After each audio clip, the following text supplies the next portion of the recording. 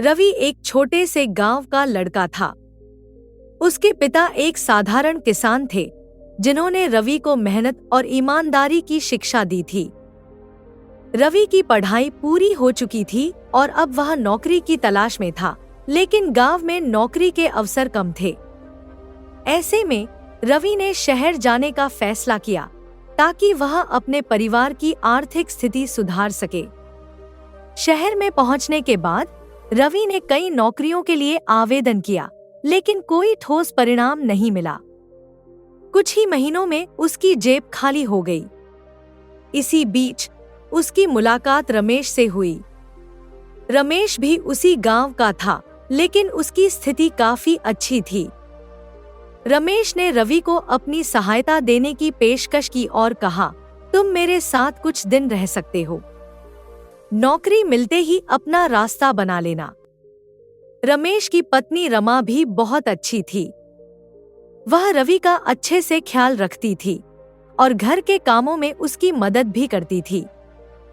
धीरे धीरे रवि रमेश के घर में रमने लगा। उसे नौकरी मिलना मुश्किल हो रहा था, लेकिन रमेश और उसकी पत्नी ने उसे कभी ताने नहीं मारे, बल्कि उसे अपने परिवार का ही हिस्सा मान लिया। कुछ समय बाद रमेश की बेटी की शादी तय हुई। शादी का माहौल बनने लगा और घर में खुशियों का माहौल छा गया। शादी के दिन रवि ने भी अपनी मेहनत और लगन से सभी तैयारियों में हाथ बटाया। घर के सभी लोग रवि के काम की तारीफ करने लगे। उसकी लगन और मेहनत देखकर रमेश के ससुराल पक्ष के लोग भी प्रभावित हुए। शादी के बाद रमेश की पत्नी ने एक दिन रवि से कहा, रवि, तुम इस घर का हिस्सा बन चुके हो। तुम्हारी मेहनत और ईमानदारी को हम सबने देखा है। मुझे लगता है कि अगर तुम हमारे साथ ही रह जाओ तो हम सबके लिए अच्छा होगा। हमारे पास बहुत काम है और तुम्हारी मदद से यह सब आसानी से हो सकता है। तुम क्या सोचते हो? थोड़ा असमंजस में था। वह सोच रहा था कि अगर उसने यह प्रस्ताव स्वीकार कर लिया तो क्या लोग उसे घर जमाई के रूप में देखेंगे। लेकिन दूसरी ओर रमेश और उसकी पत्नी ने कभी उसे नीचे महसूस नहीं कराया था। उन्होंने हमेशा उसे परिवार की तरह प्यार और सम्मान दिया था। कुछ दिन सोचने के बाद रवि ने फैसला किया कि वह इसी घर में रहकर परिवार की मदद करेगा।